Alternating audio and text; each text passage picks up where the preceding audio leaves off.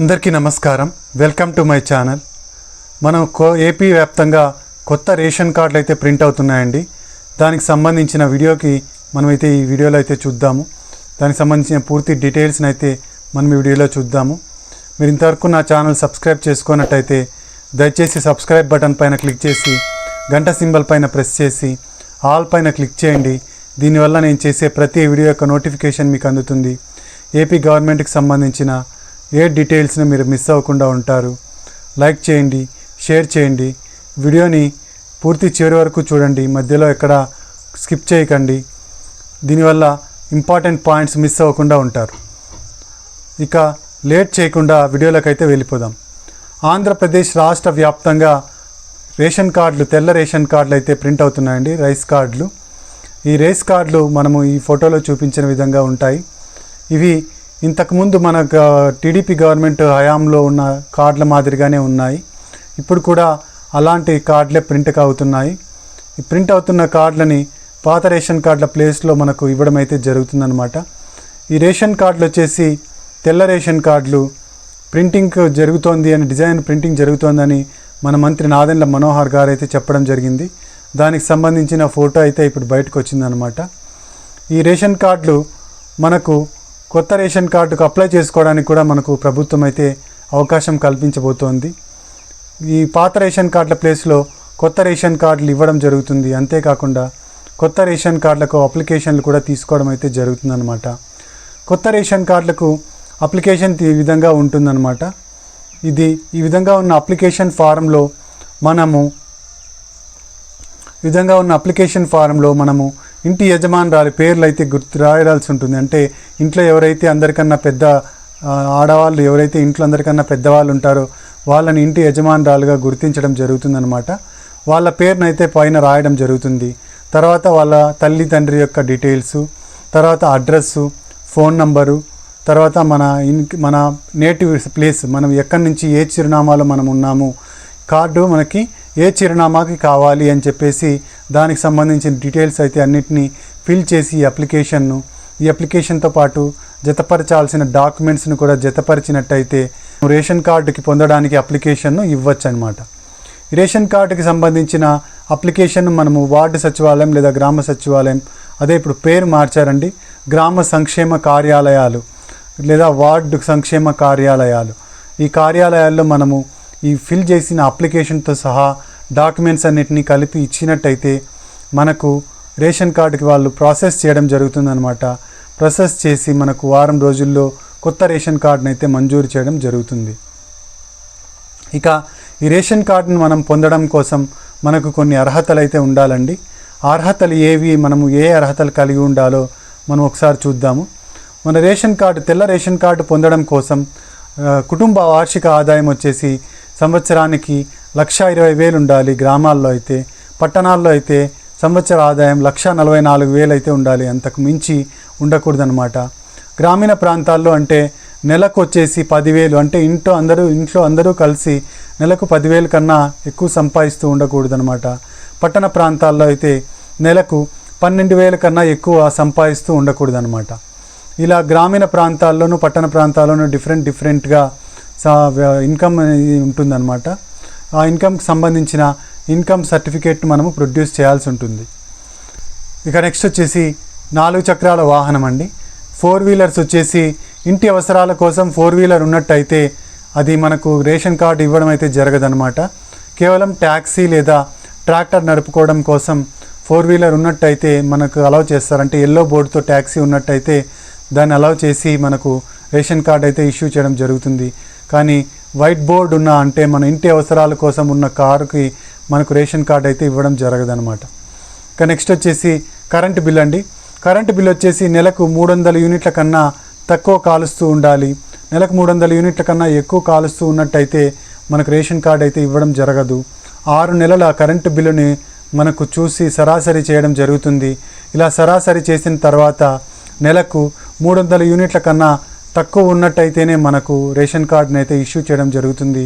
300 యూనిట్ల కన్నా ఎక్కువ ఉన్నట్టయితే మనకు రేషన్ కార్డుకి అప్రూవల్ అయితే దొరకదు. అంటే మన 6 నెలల కరెంటు బిల్లు ఒక నెలలో ఎక్కువ ఉన్నా, ఒక నెలలో తక్కువ ఉన్నా అంతా కలిపి దాని సరాసరి యావరేజ్ తీసినట్టయితే నెలకు 300 యూనిట్ల కన్నా తక్కువే ఉండాలన్నమాట. ఇక నెక్స్ట్ వచ్చేసి భూమి అండి. సాగు భూమి, పంట భూమి వచ్చేసి 3 ఎకరాల మాగాని 7 ఎకరాల మెట్ట పొలం, అంతకన్నా ఎక్కువ ఉండకూడదు. 3 ఎకరాలను మనకు 5 ఎకరాలు చేసే ఆలోచనలు అయితే ఉందండి ప్రభుత్వము. ఇలా 5 ఎకరాల మెట్ట భూమి, 5 ఎకరాల మాగాని లేదా 7 ఎకరాల మెట్ట భూమి కలిగి ఉన్నట్టయితే మనకు రేషన్ కార్డ్ అయితే వస్తుంది. అంతకన్నా ఎక్కువ ఉన్నట్టయితే మనకు రేషన్ కార్డ్ అనేది రావడం జరగదన్నమాట. ఇక నెక్స్ట్ వచ్చేసి అర్బన్ ప్లేస్డ్ అనమాట. అర్బన్ ప్లేసెస్లో స్థలం, ఇంటి స్థలం, అర్బన్ ప్లేసెస్లో ఇంటి స్థలం 1000 చదరపు అడుగుల కన్నా ఎక్కువ ఉండకూడదు. 1000 చదరపు అడుగుల కన్నా ఎక్కువ ఉన్నట్టయితే మనకు రేషన్ కార్డ్ అనేది రావడం జరగదన్నమాట. అంటే దీన్ని 1500 చదరపు అడుగులకైతే పెంచాలి అని చెప్పేసి ప్రభుత్వం ఆలోచిస్తోందండి. 1500 చదరపు అడుగులు చేసినట్టయితే ఇంకా ఎక్కువ మంది లబ్ధిదారులకు అవకాశం అయితే రావడం జరుగుతుందండి. ఇక నెక్స్ట్ వచ్చేసి గవర్నమెంట్ ఎంప్లాయీస్కి ఎవరికి రేషన్ కార్డ్ అనేది రాదు. మన ఇంట్లో ఎవరైనా గవర్నమెంట్ ఎంప్లాయీస్ ఉన్నట్టయితే వాళ్ళ పేర్లు మనము ఈ రేషన్ కార్డు కోసం అప్లై చేసినప్పుడు పెట్టినట్లయితే మనకు రేషన్ కార్డ్ అనేది రాదనమాట. ఇక నెక్స్ట్ వచ్చేసి పెన్షన్ తీసుకుంటున్న వాళ్ళు, అంటే గవర్నమెంట్ పెన్షన్ ఏదైతే తీసుకుంటూ ఉంటారో ఆ గవర్నమెంట్ పెన్షన్ తీసుకుంటున్న వాళ్ళు ఈ రేషన్ కార్డు పొందడానికి అనర్హులు అనమాట. ఇక నెక్స్ట్ వచ్చేసి income tax payers, income tax pay చేస్తున్న వాళ్ళు రేషన్ కార్డు పొందడానికి అనర్హులు అనమాట. కాబట్టి మనం ఇన్కమ్ ట్యాక్స్ మన ఇంట్లో ఎవరైనా ప్రైవేట్ ఉద్యోగం చేస్తూ సాఫ్ట్వేర్ జాబ్ అలా ఎవరైనా చేస్తూ ఉండి వాళ్ళు ఇన్కమ్ ట్యాక్స్ కడుతూ ఉన్నట్టయితే మనకు ఈ రేషన్ కార్డ్ అనేది రాదనమాట. కేవలం ఇన్కమ్ ట్యాక్స్ కట్టని వాళ్ళకు మాత్రమే తెల్ల రేషన్ కార్డ్ అయితే ఇష్యూ చేయడం జరుగుతుంది. ఇక ఈ రేషన్ కార్డు పొందడం కోసం మనం ఏ డాక్యుమెంట్స్ను జతపరచాలి అంటే, మనం రేషన్ కార్డ్స్ను పొందడం కోసం మనము మన కుటుంబం యొక్క వార్షిక ఆదాయం, అంటే ఇన్కమ్ సర్టిఫికేట్, వార్షిక ఆదాయ ధృవపత్రం, ఇన్కమ్ సర్టిఫికేట్ని మనము ప్రొడ్యూస్ చేయాల్సి ఉంటుంది. తర్వాత కుటుంబ సభ్యుల యొక్క ఆధార్ కార్డులని మనము సబ్మిట్ చేయాల్సి ఉంటుంది అనమాట.